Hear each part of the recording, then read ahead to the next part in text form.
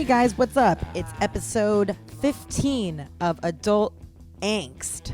And wow, that is honestly, seriously, this is 14 more than I thought we would go. So I'm just as surprised as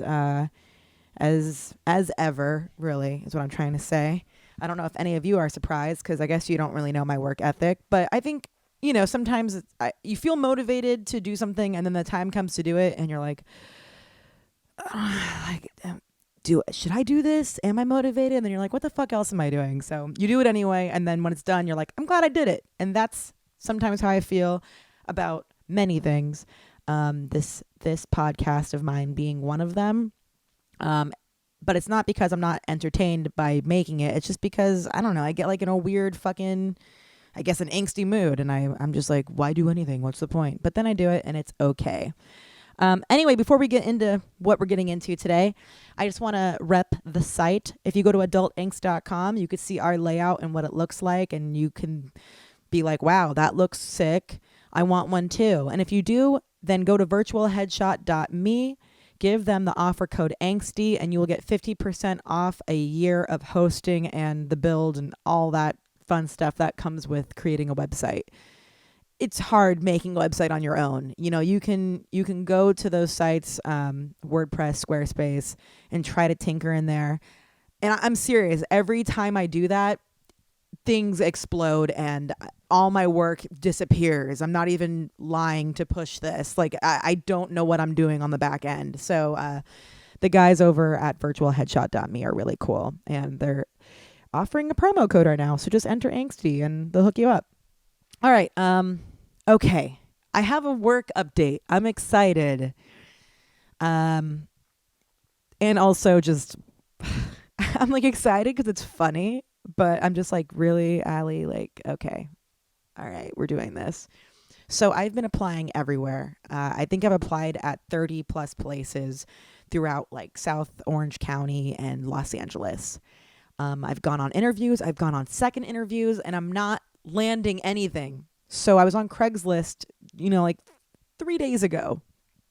And I see this thing that says seasonal work at the mall as the Easter Bunny. And I was like, you know what? Fuck it. Like, first of all, I'm running out of time and money and, you know, bills are coming up. And second of all, it's kind of funny. How bad can it be?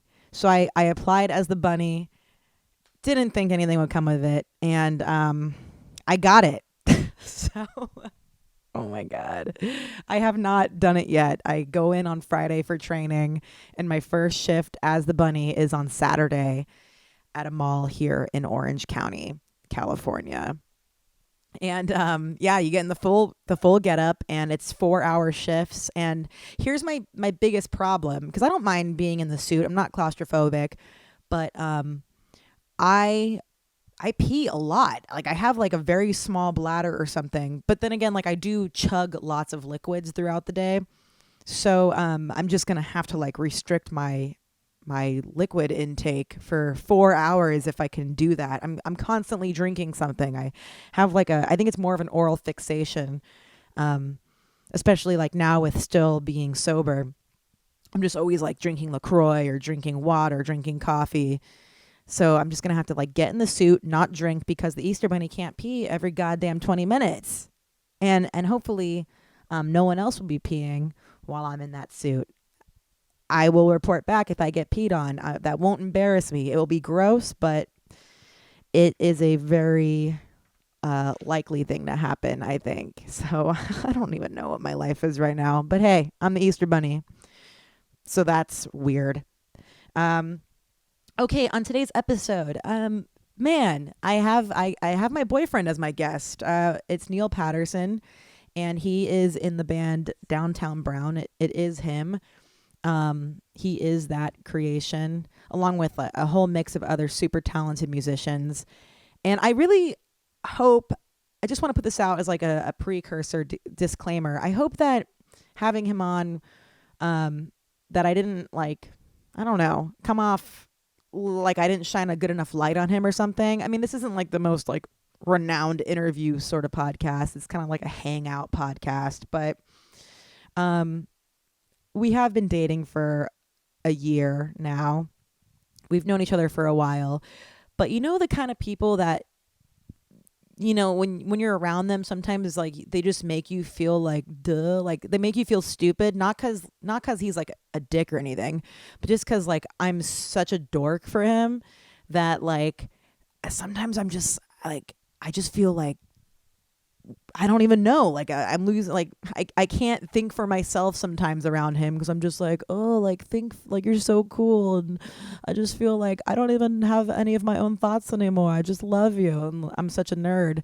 So even though we've been together for a year, we did just do long distance, and I just moved back from New York, and we've been spending the most time we've ever spent together now. So like we just spent the last month and a half together, and I don't think we've ever spent that much time in the same city, you know, or same state. So it's a lot of adjustments. Definitely a super big dork for him. Very in love. And I may have come off a little bit dorky in this episode, but I mean, if any of you guys are keeping up with who I am in this show, I mean, maybe I'm kind of dorky. I don't know. But maybe around him, I just come off kind of like a little bit of a goob. What can I say? I'm in love with the guy. But yeah, so he joins me. I have him on. And we just kind of talk about the tale of how we got together and just kind of kick it. You know, because it's good being friends with someone you're dating, and him and I definitely have a friendship, and that's a nice thing. You can't just date people that you think are hot and you want to fuck, you know, because at a certain point, they're not going to be hot anymore, most likely, and sometimes you're going to be tired because you work too much, and you're not going to want to fuck. You're just going to want to hang out with the person you're dating. So it's cool to have a friendship with who you're with. So if you're not in that, you should try to find it. I don't know. Don't be shallow. Go try to fuck your friends. I think that's the point of what I'm saying. You know, I've done a lot of that. It's not the worst thing you could do. It's kind of fun to fuck your friends, right? I mean, unless it gets awkward, which that can happen too. Speaking from experience, that can definitely happen. All right, cool. So that's enough of me blabbing. Thanks for tuning back in. And here we go. Let's start this episode.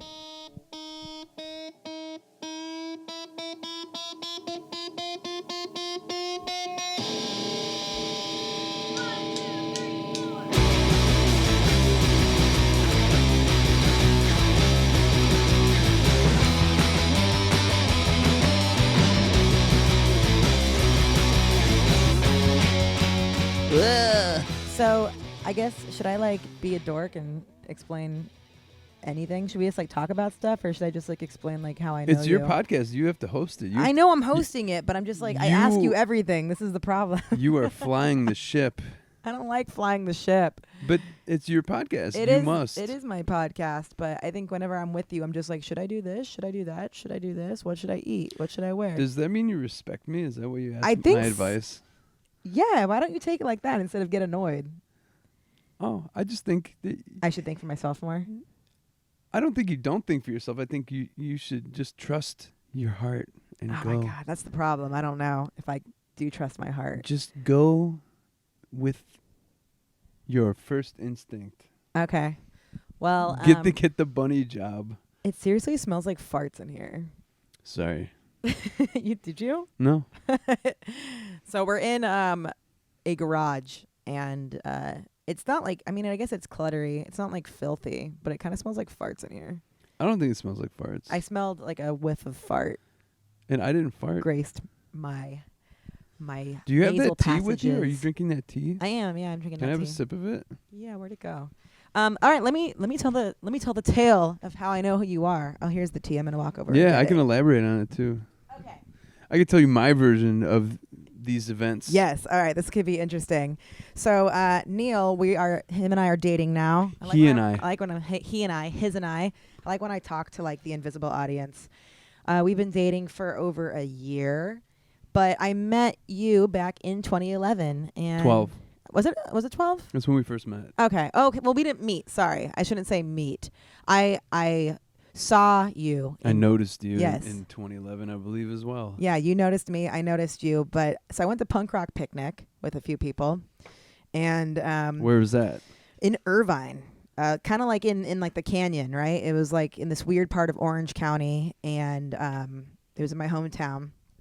And yeah, I went with some people, and I think maybe Jello was performing that year, and we went to basically go see that. But it was like, let's go early, let's check out the other bands, and it's just this big field of just like bunches of little stages where like bands are kind of just all spread out, and a lot of I guess I don't know. I felt like it was like kind of like a trashy like white trash picnic, but like a lot of like punk people and like white trash people, a lot of like punks with babies, where I was like, oh my God, like it's so fucking loud in some spots, and some babies were just like parked in front of speakers. I was like, this is fucking kind of crazy. A lot of hippies bring babies Yeah. to the hippie festivals and electronic music festival too. You gotta put like headphones on them, you know, like the mufflers, like for their ears. You really should. And dogs too. should. Dogs have very sensitive ears. So if you bring a dog to a show, Yeah, it's like you're abuse. pretty much like, I'm destroying your ears. Enjoy.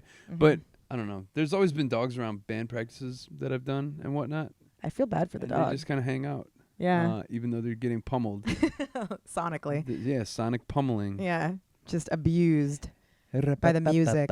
So I'm in this big field, and I'm seeing all these bands, and nothing's really like catching my eye really. I'm just kind of like, okay, there's a whole band like dressed like clowns. Like there's another band, like whatever. It's nothing new I've ever heard. Like it's all the same shit. And then all of a sudden I saw this old man on stage, like some old man like spinning a wheel or something. I don't know what it was. It was something really weird, and it was taking a really long time. That was Mike from the Angry Samoans. Okay. That was Metal Mike. All right. Well, it was interesting. I had no idea what I was watching, and me and my friend were like, what the fuck is this? And then all of a sudden you came out on stage with Downtown Brown, and I know I always joke with you about it, but like I said, you guys looked like it was laundry day. It was laundry day every day back then. You had on like, I don't even know, like board shorts, like white socks, and like dad shoes, and just like, I was wearing gym shorts. I think so, yeah. White socks was at the time. I used to hike them up to my shins. Hiked halfway. up white socks. Very Yeah. cholo of you. And then, yeah, I had a pair of Asics running shoes that I would wear on stage because Yeah. I have reoccurring tendonitis in my Achilles tendon. Yeah. So on stage, I need ankle support. So I go for shoes that Very are sensible. that are functional. Yeah. You know, I got the idea from Andrew WK actually, because Andrew WK wears white running shoes on stage that go along with his white jeans and his white T-shirt, and I'm like, this guy doesn't give a shit. I don't give a shit. Well, you probably can jump around more if you're wearing, Yeah. if you're wearing running shoes. But apparently, it's a fashion. No. I don't it's a think fashion. so. No. According to my friend Casey, she's very fashionable, and she Yeah. said, "Don't wear running shoes on stage. You look whack." Well, you do. Like, you do look kind of whack, and The it's whole not really point attractive. is the whole point is the last thing on my mind when I'm performing is how I look. No, and that's what I want to say. Like, that's the thing. You guys sounded so good. Like, I like instantly fell in love with like the sound and your band. I was like, this is the shit. And you guys didn't come off like douchebags or anything. Like, you know, like it didn't seem like, oh, these guys are like trying so hard with their fucking look. It was just like, who are these dudes who like don't give a fuck what they look like, but like they're so sick. Like, it was surprising. It was different. At the time, Ron, the bass player, would wear swim trunks. Mm-hmm. He wore them every day on tour. Maybe he was the one in the swim trunks. Then. He wore the same pair of swim trunks, That's so gross. and I don't know if he wore underwear underneath them. I think he just wore swim trunks, and then he would wear black socks, and he would wear. They were like Carhartt boots, like work boots, like steel-toed tan work boots, but he wouldn't lace them up, so his feet were like kind of hanging out of them. And he's got a big old gut, and most of the time he would wear like black band T-shirts that from when he was in high school, they all have holes in them, so it was like nips are hanging out. And he's got a big old beard. And then Bobbins, your drummer at the time, like just has all these like, dreads.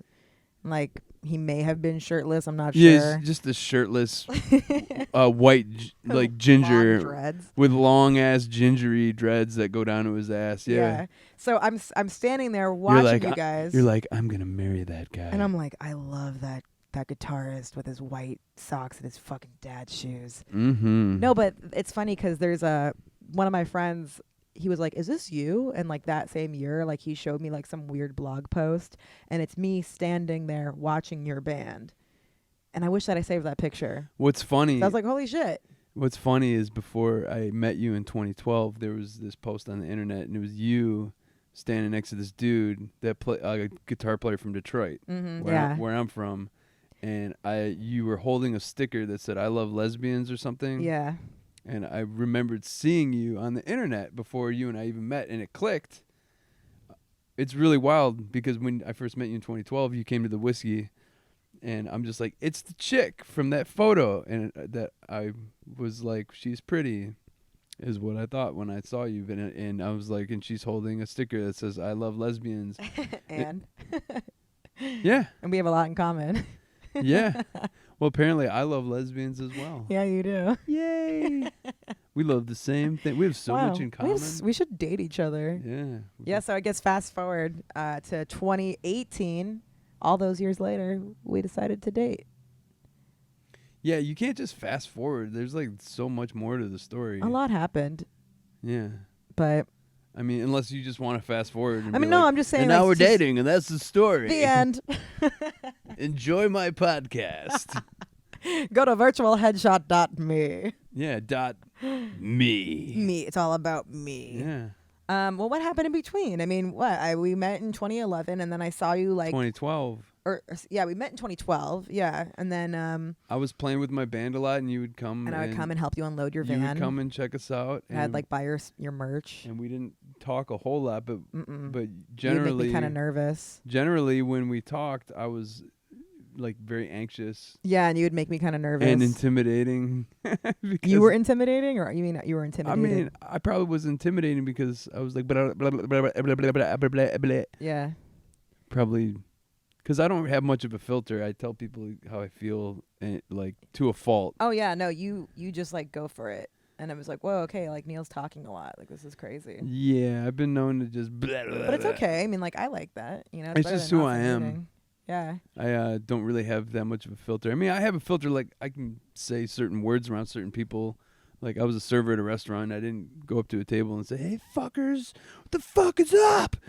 But yeah. You weren't like an annoying hyper. But if I'm the least bit comfortable around even a new person, I'll tell them all types of weird stuff about me, like, oh, my dad died, or yeah, just like deeply personal shit stuff. That's going on. My therapist says this. My girlfriend's like this. Okay, well, I guess that reminds me. So yeah, I saw you at a few shows or that you would do and come to town, and I'd always be like, hell yeah, Downtown Brown's coming to town. I'd get Manda to come, and I'd be like, let's go see them.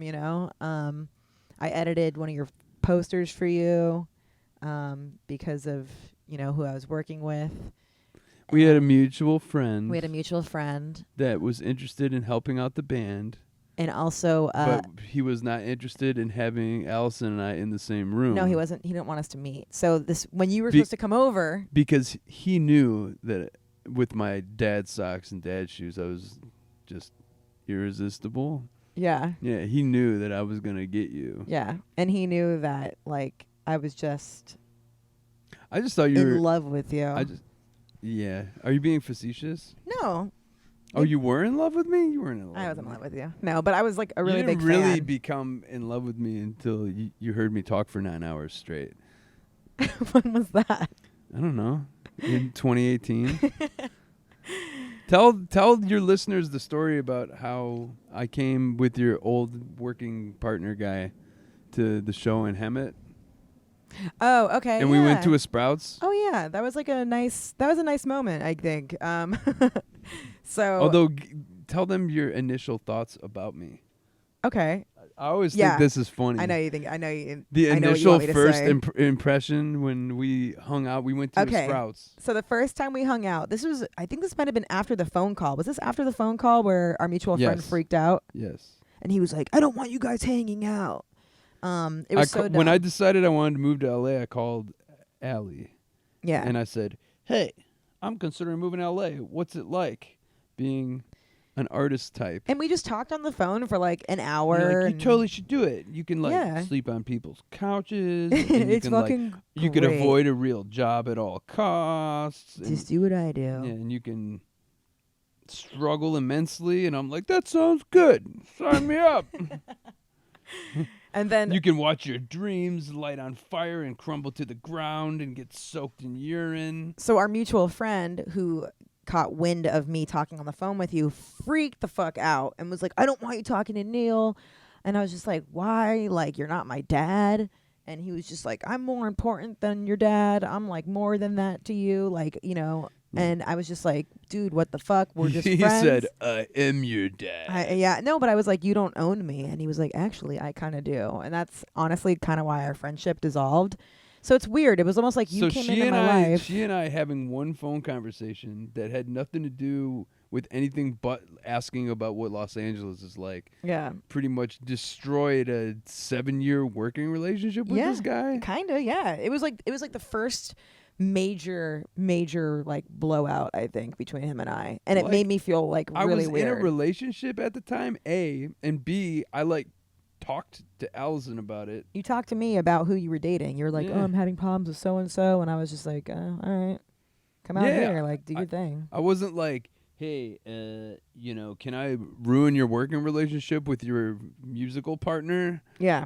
Like, it had nothing to do with that. I just was like curious. I'm like, But then I just think it's so crazy then, because if that's the timeline of everything, then that means that when I played with Zocala down in Hemet and you came with us, that was after that phone call. it was. So then obviously me and the musical partner and / guy who is apparently my dad and who owns me, we all go down to Hemet together. And We didn't go together. separate cars. You and your sister drove separate, and Yeah. I drove with him and in his van while he just screamed at the top of his lungs about how you were dating that Daniel guy and how you can't be an artist and be in a relationship.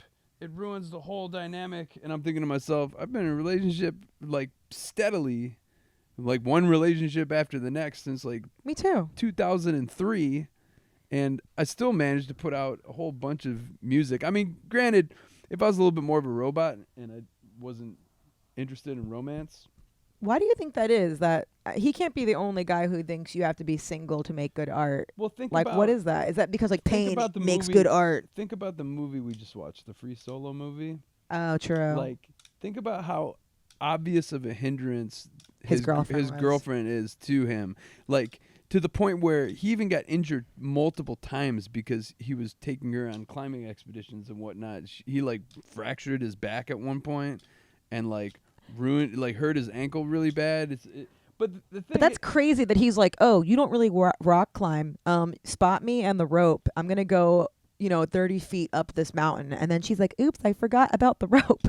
but And then he fell. but point being is a lot of times Girls are distracting. not girls just And guys are distracting. No, just Relationships, relationships yeah. in general can totally and completely get in the way of you achieving any sort of potential. Mm-hmm. But you have to have the self-control to be able to be like, hey, like this is the space I need and this is the time I need. And I'm horrible at that. Like, admittedly, I have addiction issues. So like if something feels good, I'm like, I want to do it all the time. So if like another person feels good, I'm like, let's just do this all the time. And Allie and I, How do you think we're doing? well, when we got together, like I was in therapy for addiction issues. And my therapist, I was afraid to tell her about you because I just got out of this terrible relationship, and then you and I started hooking up and hanging out a whole bunch, and I was like afraid to tell my therapist because she was just gonna be like, "You're doing it again. You're doing the same thing. Yeah. You're just doing the same thing that you've been doing for years and years and years." But it was interesting because you were about to leave town. You were about to move to New York City, so my therapist said, "This is good because you can be close to this person and have this thing." And she'll be far away, and it'll give you a chance to work on yourself. And that was the last. You just got back to LA. That was like the last year of our lives is doing this long distance thing. It was really good for me. I had a lot of chance to hang out by myself and figure out kind of what it's like to not always be with someone. And now you're in LA and we're always together. So And now I'm back and I'm just like you're a hindrance. wrapping my body around you. You're pretty much like, I'm trying to climb a mountain and you're feeding me the rope and I'm falling off the mountain and hitting the ground because you fuck up. I feel like you're trying to climb a mountain and I'm like your backpack. I'm like attached to you. And I'm like, climb up the mountain with me on your back. Is that, I don't feel like, I don't know. Take me with you.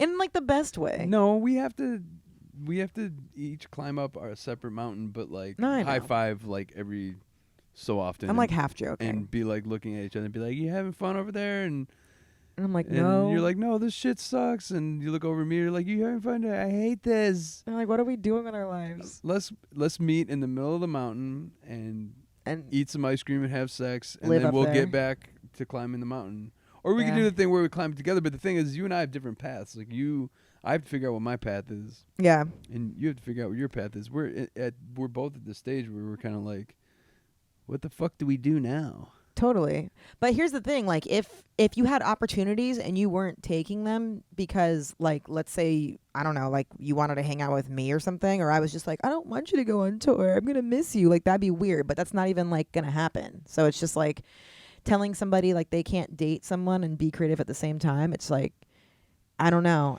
I think it depends on the person, because I've never like skipped a show for like a boyfriend's birthday or like a holiday. Like if I'm booked on a show, like I'm doing the show. Yeah, you know? well, being a touring musician for years and years and years, I missed a lot of birthdays and I missed a lot of holidays. Miss a lot of births.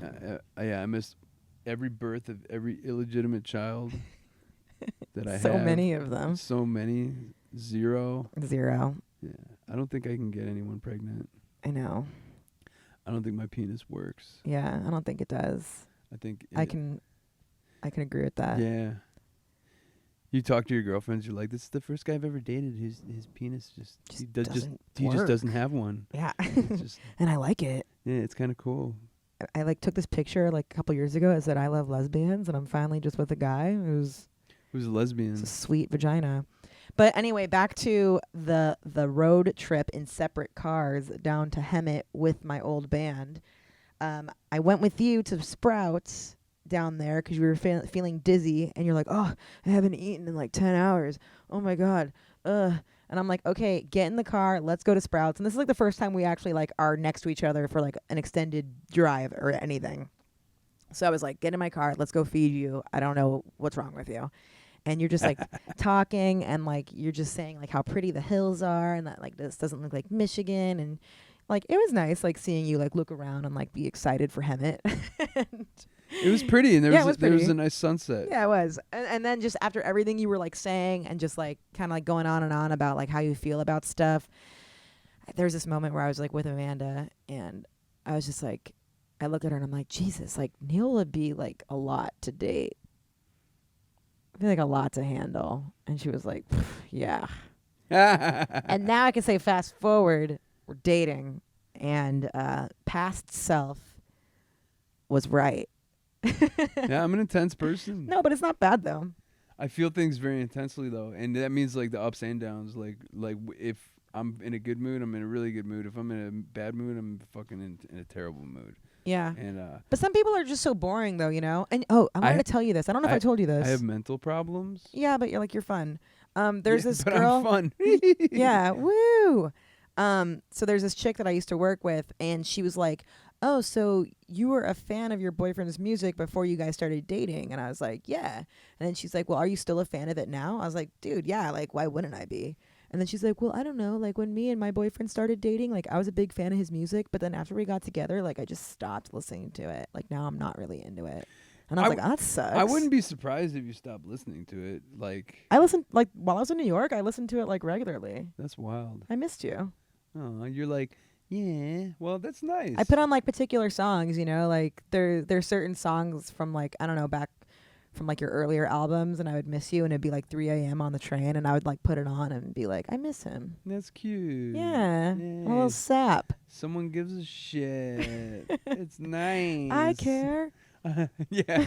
We have this running joke where, because my band that I play in isn't necessarily popular. We have like a kind of an underground fan base, like a pretty loyal people that keep it chugging along with crowdfunding campaigns and whatnot. Like Yeah. we're able to milk our audience to keep going over the years. We've been doing it for almost 20 years, but I get down on myself and I'm like, no one gives a shit. Some people do. It's undeniable that some people give a shit, but we have this joke that we're playing a show in front of nobody, and Allison's in the audience. She's the only one in the audience.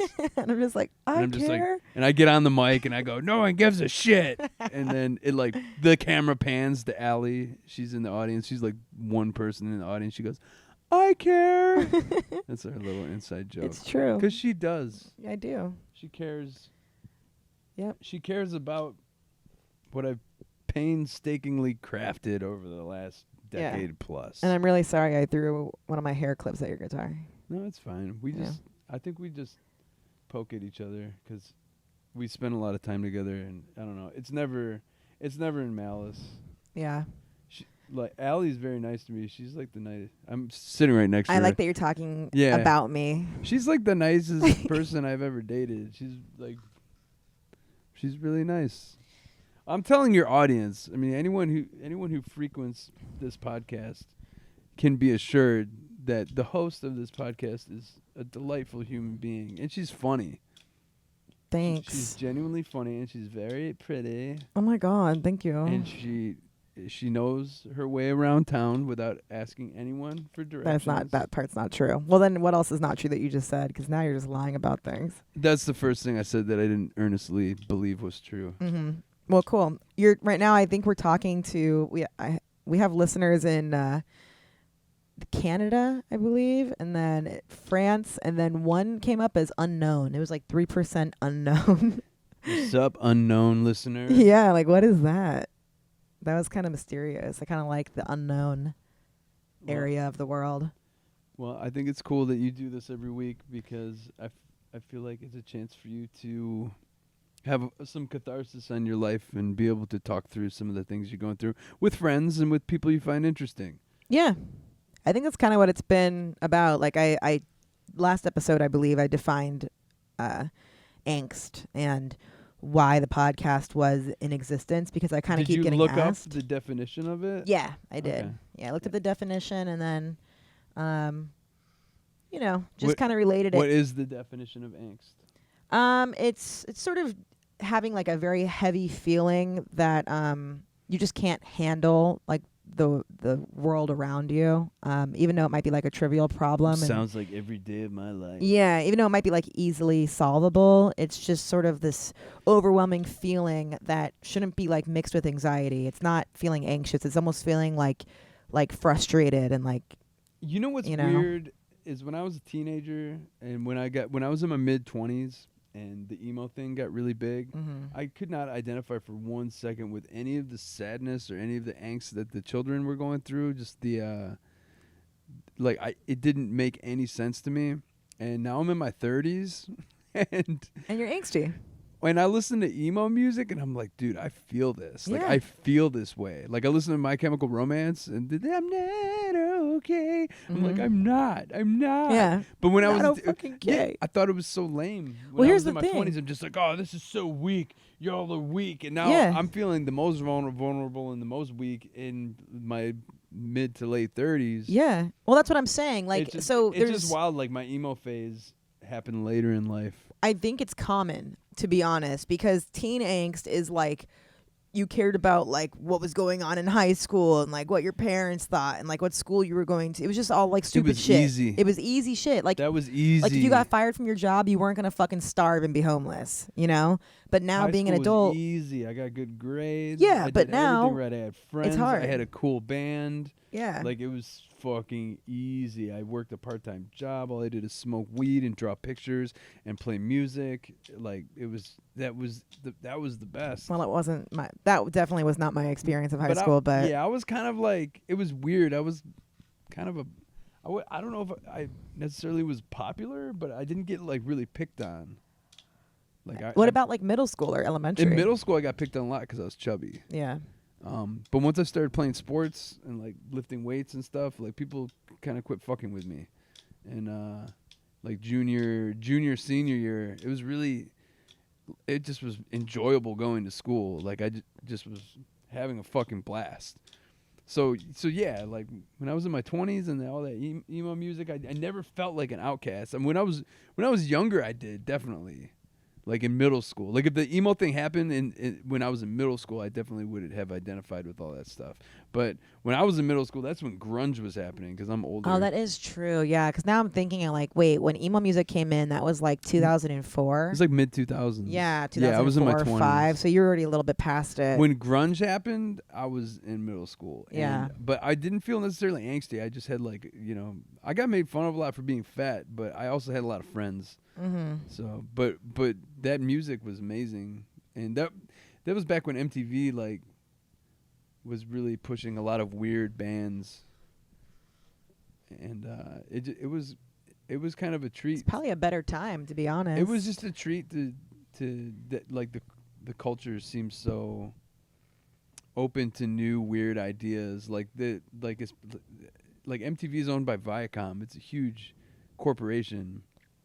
But the stuff that they were pushing to the kids, like Beavis and Butthead and Liquid Television, and all like the weird cartoons. Was and the late Daria night on stuff, MTV? Daria was an offshoot of Beavis and Butthead. I love Daria. And that happened later. Okay, yeah. That was like after Beavis and Butthead. Yeah, I was a little bit too young to catch Beavis and Butthead. Yeah, Beavis and Butthead was great because they would make fun of these music videos. Mm-hmm.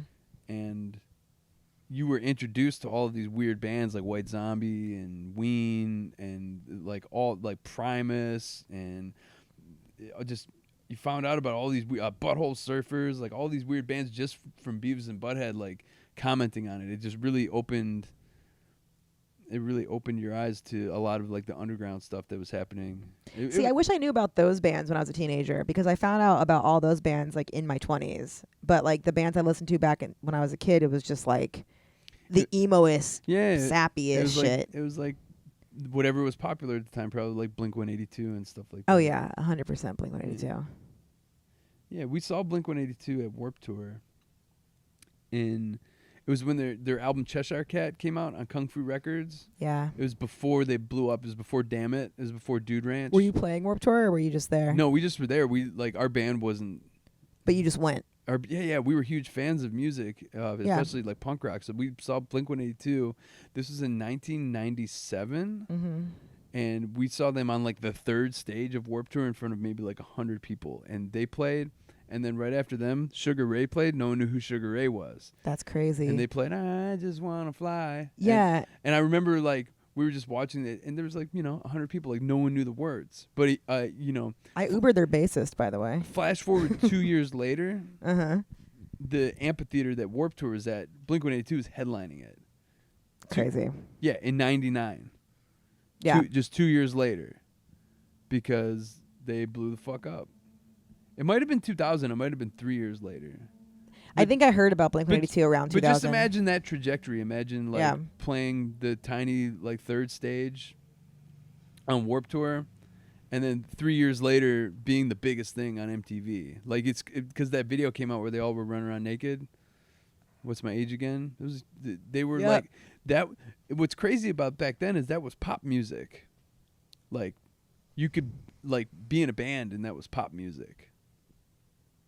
And now times have changed. Yeah, times have definitely changed because now most pop music is mostly electronic and like heavily produced, super auto-tuned. And what's considered a band these days is something like Imagine Dragons. Like that their music is so overproduced. I hate that shit.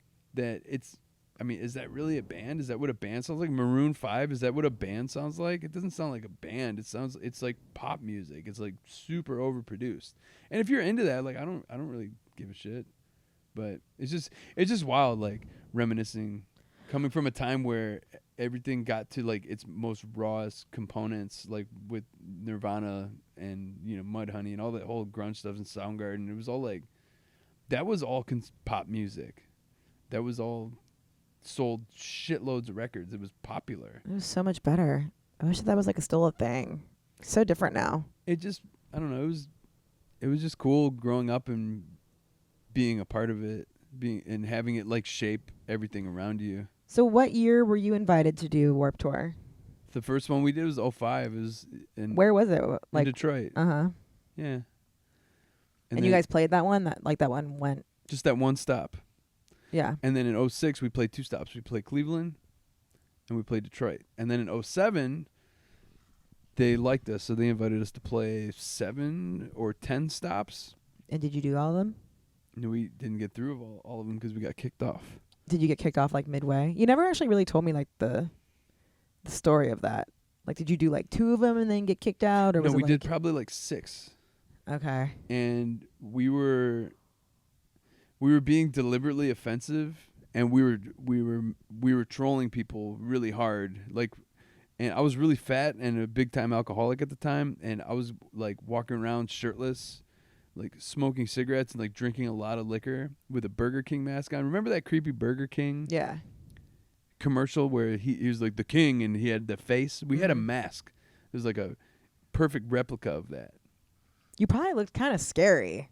Look, people were like, they wanted to get their picture with me because they're like, oh, the Burger King. But I was like a big, fat, sweaty version Yeah. with my shirt off. But I had the cape. So I like imagine me in just a pair of black shorts, gut hanging out, Burger King mask and cape, the big regal velvety Burger King. Are there any pictures? Yeah, there's pictures. There's one picture of I had my legs in the air and my saxophone player at the time was like humping me, and I was on the pavement And you're and shirtless. and I'm shirtless and just all sweaty, and then Oh my and then God. there's a big sign that someone made that said gay and like put it on me as I was like getting faux plowed in front of a bunch of teenagers. Nice. Yeah, we were terrible. Well, you saw what I looked like in 2007, that picture. So maybe that was just like both of our like just shitty Yeah, 2007. physical stage. You were like 18 years old and on a shitload of drugs, And just looked like ass. and fake tan, and your skin looked really bad, and you were like, you looked kind of trashy. And Like, I think when you do drugs, you just want to pluck all your eyebrows out.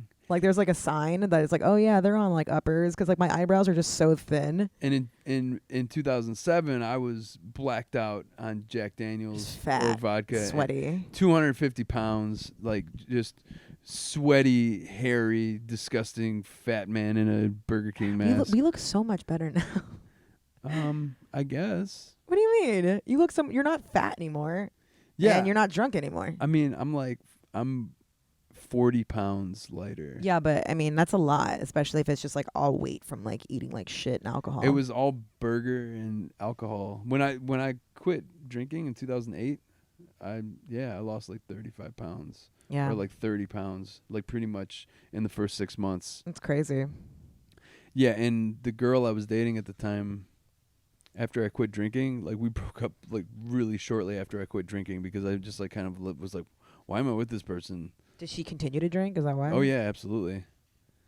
I don't know Yeah. if she drinks anymore. I haven't talked to her in a long time. Yeah, but just I'm saying like for the relationship, like she didn't quit with you.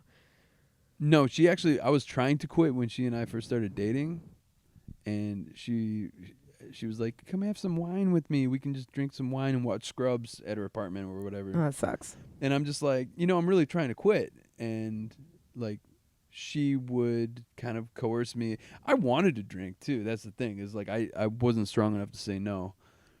So and the thing is with me and my drinking is like, I can start off kind of slow, but like once I get back into it, I'm blacking out. I'm doing bad things. Yeah.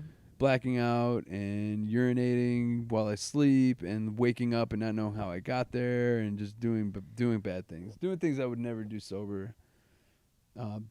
Invading people's private space, like being really pushy, really loud. God, you'd probably be so loud. Taking drugs just because they're around. Like, just bad. I'm so glad you're sober now. I'm not sober. I try other things. I guess I say sober, like you don't drink alcohol. I haven't drank alcohol and since, like you don't do like hard drugs. No, I'm pretty lame these days. I haven't drank alcohol since 2008. I think you can say you're sober if like you do shrooms every once in a while and like smoke weed every once in a while. Like it still kind of counts as like, No, people sober. are like, "Oh, you're sober," and I'm like, I'll like eat mushrooms or like smoke DMT every once in a while. Like, when did you smoke DMT? I smoked DMT right around the time my dad died. I did it. Oh I shit. did it a couple times. That's scary. How was that? It wasn't scary. It was like it was. I know. I hear it's great, but how was it for you? I was with my buddy, and we were in Detroit, and he said you should smoke DMT, and it'll help you through what you're going through. It was kind of like I was looking for, kind of like to have, you know, an otherworldly experience. And I didn't really. They say when you blast off, you like completely, like you remove yourself from your body. Did you?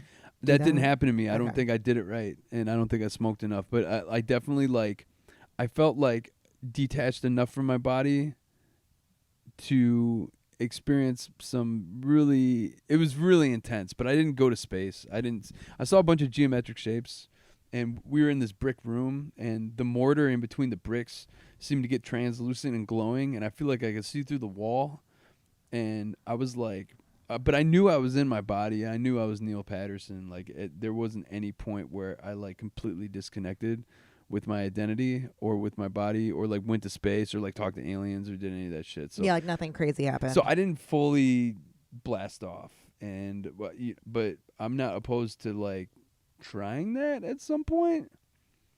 Like if I was with someone who actually knew how the fuck to make that happen, I would probably try it. Yeah. Yeah, the last time I took mushrooms was really intense. I took too much. And it just, I mean, I think because you told me the situation you were in when you took mushrooms last time, I just think you were in a bad environment because when I take shrooms, I'm very sensitive. So it's like if people are like arguing around me or if I'm like in a weird fucking place and it's a bad vibe. It was a very strange night because we had just gotten arrested on tour. Our bass player got arrested with a bunch of drugs on him. And I wasn't very happy with him, so there was a disconnect between he and I's friendship.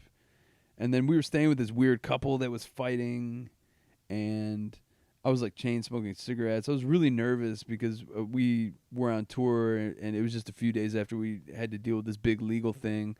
Like I had to bail my bass player out of jail. It was terrible. But I would not have taken shrooms that night. That's well, like the worst like the day just went so weird. If I did shrooms, I would definitely freak out. It was days after. Oh, you didn't do it the same night? No, we got homeboy got arrested. They let us go.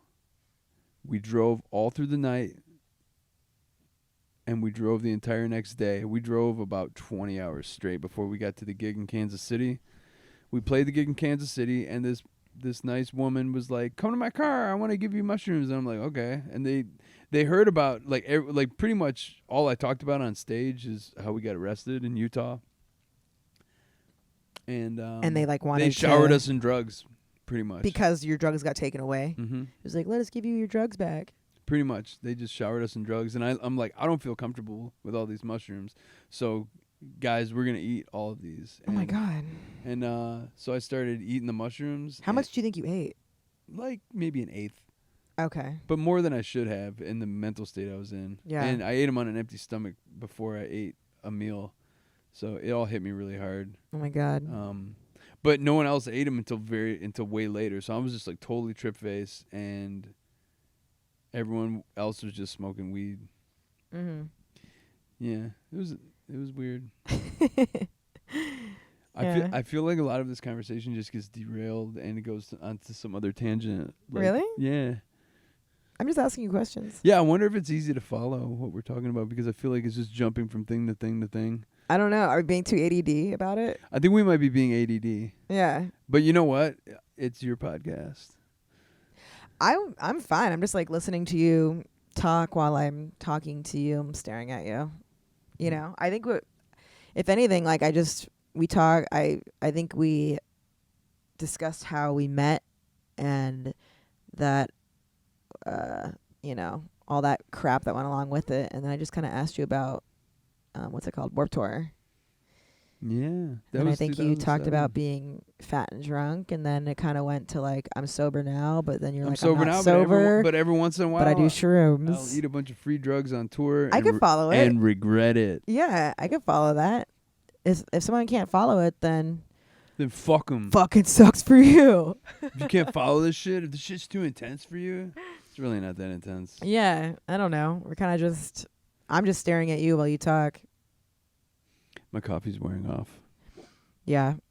We're about 44 minutes in with no edits. Oh, for real? Yeah. We've been talking that long? Yeah. Jeez. I thought. You know, you're not too much to handle. I like your stories. I know that, like, I got mad at you when I found out you did shrooms because I was just like, you didn't tell me when you were doing shrooms. I think we're so transparent with each other Yeah. as far as our relationship and what we're feeling is concerned. I think if I keep things from you, Yeah. just because I'd rather just not even discuss it. Nah, it kind of makes me feel like makes me feel butthurt for some reason. Yeah, I get it. But sometimes I don't know. I don't feel like telling everybody everything all the time. Yeah, I guess we have to be our own people. Like, there's so many things that I do in my day and I don't tell you. Like what? No, I'm not going to tell you. Just don't feel like talking about it. Like you've been doing coke this entire time? Yeah, I've just been doing drugs this entire day and you have no idea. Well, it wouldn't surprise me because I have been dealing with people lately that say they're this and they end up being something totally different. What are you talking about? Just like the bass player, dude. Oh, saying that he like doesn't have drugs on him, and then it's Yeah, like, surprise, I have a ton of drugs on me. Surprise! Not only do I have like 4 different types of cannabis in Utah, but I have a bunch of cocaine as well. Yeah, that sucks. Yeah, I don't know. I'm not really surprised by much anymore.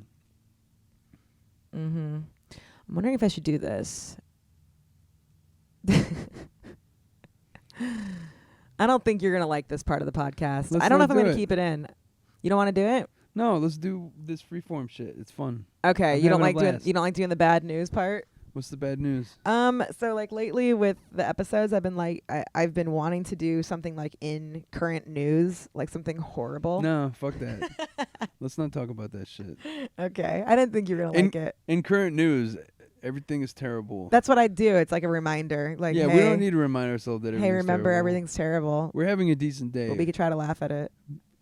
I got off work. We went to sleep. We woke up kind of late. We went and exercised. We ate a good meal. Like today's not so bad. Yeah. Let's not wallow in the fact that everything around us is terrible. Mm-hmm. There was an article that came out and said that the way we're living as a species is not going to be sustainable for another 40 years. Yeah, I know. Yeah, so I saw that too. You want to just talk about that, or should we just talk about something else? I mean, no. No, I don't feel like talking. Yeah, about that. I don't care. I think we all know the world is ending. I'd rather live in denial of the fact that everything is slowly inching towards cataclysmic results. I know. I'm just gonna It's fucked up. play Ja music Yeah. and go to San Diego. When you go to San Diego? I'm not. Oh. But that's where reggae was started, in San Diego. Yeah? That's a joke. I was like, I thought it had something to do with Jamaica. That's where Slightly Stupid, the band, started. Therefore, that's where reggae started. Oh, yeah. I had a moment where I really liked Slightly Stupid. I don't think they're a bad band. It's just weird. No, they're not. But it's weird when you're from San Diego and you talk with a Jamaican accent. that's the on thing. Like, his stage. voice is weird. Like, Not when he sings. I don't know. I think his singing voice is kind of weird, too. There's 2 singers. Oh, I have no idea. I wasn't, like, the biggest fan. It was just, like, something There's when I Miles was... and Kyle. Miles and Kyle's. And Kyle's voice is... Yeah, I think it's that one where I'm like, what is that little, like, Keebler elf singing? Yeah, when I was, like, 18 and, like, super high all the time, I was like, I love Slightly Stupid. Yeah, because there's the preppy-looking guy's like, hey, he's got the kind of, like, the mellow voice. Yeah. And then there's the dude with the wife beater and the hat and the sunglasses on. That's Kyle. I actually have no idea what they look like. I'm very, like... I was backstage when those guys were playing in Ann Arbor, Michigan. I got a backstage pass to see them in G-Love and Special Sauce. This was back before Slightly Stupid was really big. It was like 04. They're way bigger than G-Love now. Like G-Love would be opening for them. Is G-Love another reggae thing? No, G-Love is this guy from Philly that does blues rap. Oh. And he's really good. But I remember the guy Miles. I was sitting backstage and I had this girl with me, and I was like fat at the time. And Miles like gave me the Pillsbury Doughboy poke. What? He goes, hee hee. Oh no. Yeah, and I just wanted to fight him. And like, you guys weren't even friends. He just poked you like, No. Hey, you're fat. Let me poke you. Yeah, that's what you do if you just see a random fat person that you don't know. Wow. Yeah, a lot of people, if you're like a bigger person, they take the liberty to like touch you in ways that are like degrading. Yeah, really offensive. I had this dude that's in this Detroit band, and we both opened up for the Dead Kennedys in 2014, and he grabbed my fat and jiggled it around. Really? Yeah, and when I was in elementary school and kids did that, I would fight them because it's just, to me, there's nothing more disrespectful. Like, not only are you like, when you're a little kid, it gives you a complex if you're a chubby kid. Oh my God, that's so sad. I had no And idea. if you're made fun of for, so into my adult years, like even when I got really heavy and made fun of myself a lot, like if someone would come up to me and violate my space and touch me, because I was like fat or whatever, and even if they were like my close friend, it always really got to me. And so yeah, if Even skinny people don't like when you grab their stomach. So I couldn't imagine like being overweight and like feeling self-conscious. I mean, everyone feels self-conscious, but like to actually be overweight and having someone go, ooh, and like jiggle it, that's crazy. I'll always be a big dude, like no matter how much I work out, like no matter what diet I'm on, like I'm always gonna be like over 200 pounds. Like I have a lot of muscle mass, but like yeah, dude, I'm kind of fat in some places. I mean, you're not really fat though. And probably always will be. Yeah. But like you're just a big guy. And the other thing is like I internalize it. Like I could have just like been like, don't fucking touch me, like to the slightly stupid guy, or don't fucking touch me to the Detroit other band guy at the Dead Kennedys show. But I just internalize it and get really pissed off and didn't really say anything. Aw, that's so sad. Yeah, you develop a thick skin when you grow up getting made fun of. Well, yeah, like I know. And you learn to deflect it with humor. Yeah. And you learn to like, people will like lob a insult at you, and you learn to like swat it away. Oh yeah, I know all about that. So I got made fun of for being weird though. Like people thought I was just weird. Oh, I got made fun of for that too. And then I got made fun of for being ugly. So that was a big thing, especially in middle school. Like the popular girls, like they all would call me ugly. And I was like, well, how many of them are fat and have kids now? I know, probably all of them, bitches. Fuck you, bitches. Yeah, look, tables have turned. Now, I don't know. I mean, I didn't know how to straighten my hair. Like I have really crazy curly hair, and like I used to brush it out. And then back in like 2000, I think, Conair came out with a straightener where you put water in the top of it, so it would steam your hair straight, and it would just turn, if you have like a curly afro, it would just turn it into like a frizzy, straight-ish afro. Sounds terrible. I just should have accepted having curly hair. That was the problem. You know what's weird it. is people with curly hair want to have straight hair. People with straight hair want to have curly hair. Mm-hmm. People who are fat want to be skinny, and people who are skinny want to gain weight. Yep. No one is happy with the way they look, with who they are. It like, I don't know. What do you do? Like, you have to take what you have and you have to own it. So if you're fat, you need to be the fattest fuck there is. And if you're morbidly obese and it's a health issue, you probably should like work on a diet or whatever. But you can accept the fact that you're not going to look like Brad Pitt. Yeah, no, you just have to accept what you look like and work with it. You know, like personality makes up for a lot of things, especially if like you're not like the hottest person. You know, if you have like a sweet personality, like looks don't really matter. I had a buddy tell me when I was a sophomore in high school, because I was chubby then too. He looked at me, and he was a big guy, and we used to get really drunk together. He was older than me. He was like a senior when I was a sophomore. His name is Rob. And Rob. Yeah, I really thought he was great at drinking. I really looked up to him, like, that guy can drink so much. Oh yeah, totally. And he had a great personality. Yeah. And and girls loved him but he was a big fat dude, big fat drunk dude with a great personality. And I just remember he took me aside, and he's like, dude, guys like you and I, like, we have to be really likable because we don't look like Brad Pitt. How did you take that though when he said that to you? I took it as, okay, well, I guess I have to have a good personality if people are going to like me, because I wasn't blessed with any sort of like natural good looks. But when I lost weight, it turns out like I have a pretty decent face. Yeah. Like people think I'm handsome, I guess, a little bit. I do. Yeah. So I'm not genetically, like don't look terrible. Like I have a nice face and a nice smile. You have a nice face and a nice smile. Yeah. So that's true. I was And genetically. you have a good personality. I was yeah, but like being a fat kid my whole life, I had Yeah. to work on my personality. I couldn't just coast on the fact that like I looked good because Yeah. back then I didn't look good. I was fat, Yeah. and girls didn't want to have fuck all with me. They would just always tell me like, "Oh, you're so funny," but like I didn't get laid till I was 18 because I was fucking awkward, and yeah, I didn't know how to talk to people. Yeah. And I lack self-confidence because all that middle school lack of self-confidence, like that carried over into high school for sure. And so I was trying to prove something to somebody, like whether it was my dad or myself. I was trying to just like be like, I am cool, I am likable, I am attractive. And the funniest part about all that is like, I like the time in my life where I was found most attractive is like when I gave the least fucks and was the most drunk, actually. Yeah, it's not. I'm like shaking my head like that's cool, but then I'm like, wait, that part's It's not not cool. Well, giving the least amount of fucks is like, eh. When I was really drunk and really fat in 2007, like I was doing pretty well for myself with the ladies. Well, I think if you were confident and it was coming from like a genuine place, that'd be really cool. But if you're like not giving a fuck because you're over it and you're just like destroying your body because you're just like, I don't give a shit anymore. It kind of came from a like I don't care about anything anymore. Yeah. But it worked. I don't know. It was weird. It was a weird time. I'm doing much better now. Look at you. Look at you go. You are doing good now. You're healthy. You go to the gym. I have neck problems. You're about to go play shows. I am.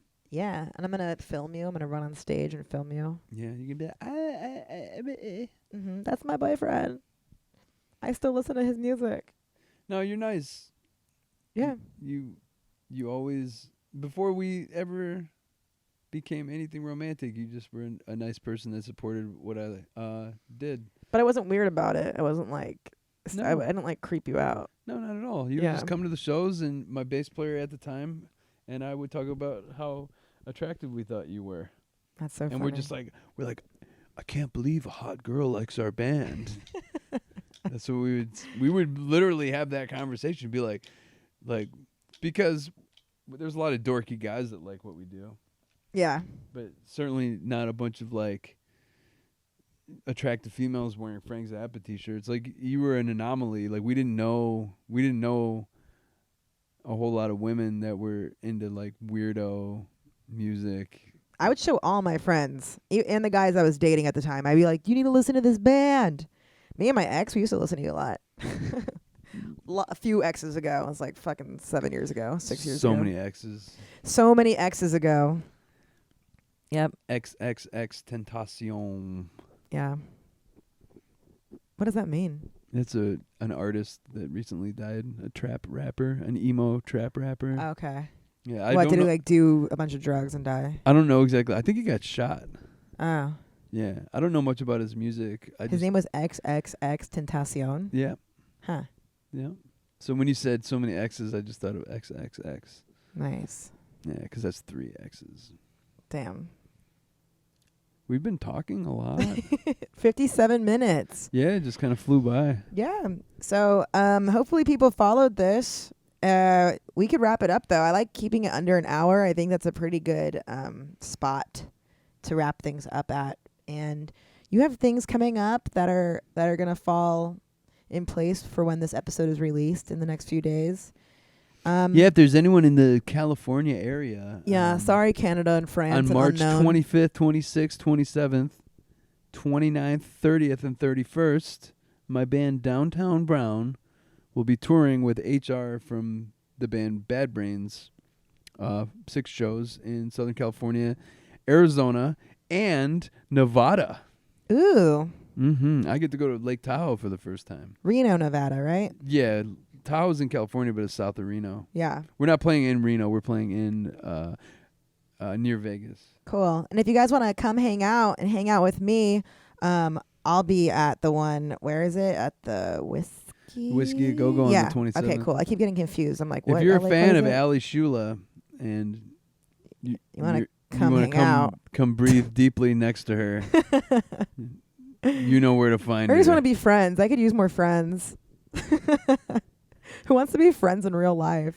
She's looking for a large human covered in sweat, I already have one of those. breathing very heavily. I already got one. Oh, you do? Yeah, I'm looking right What's at their him. name? Neil P. Ew. Neil Dillhole Patterson. His name is Dillhole. Mm-hmm. So yeah, thanks for being on my podcast. I love you, sweetie. I love you. I do. I know. I'm not. You're looking like at my you like closest you don't. friend. It's wild. Yeah, I told you at Echo Park Lake like a year ago that I was in love with you, and a year later, I still feel the same. Wow, I must be pretty cool. Yeah. Yeah, I'm not very consistent, so yeah, I think you are pretty cool, and I think you're pretty cool. yeah, I like being around you. So thanks for doing Adult Angst with me. And everyone spread the links, and everyone let everyone know that Allie Sciulla is a podcast lady friend person. Oh my human. God. Yeah. Yeah. AdultAngst.com. Yeah. Right? Yeah. Brought to you by virtualheadshot.me. Mm-hmm. Use that offer code angsty. Dan's going to like this one because it's just like, yeah, get yourself a website talking for about his 50% website. off. I mean, how many people make websites for 50% off? dude, nobody. Yeah, Dan. Dan's do the the man. thing, Dan. Yeah. All right, cool. I got nothing more to say. So, yeah. All right. We'll see you guys next week. Episodes are out every Thursday. If you are a fan of the podcast, go on to whatever platform you're listening on and subscribe to it. That'd be cool. And if you listen on Apple Podcasts, go and like it. Give us a review. You know, be honest. If you think it sucks, you could say so. It's okay. And we'll fight you. Yeah, I will fight you personally. We'll find you. Show up at the fucking not the Roxy. Show up at the whiskey. Show up at the get ready whiskey to fight. and fucking fight me. If you ever saw the movie Jay and Silent Bob Strike Back at the end when they're just fighting all the people that talk shit about them on the internet, That's what's gonna happen. that's what's going to happen to you. I will fight all of you. Yeah. Allie's going to kick your ass. Yeah. Okay, cool. All right, bye.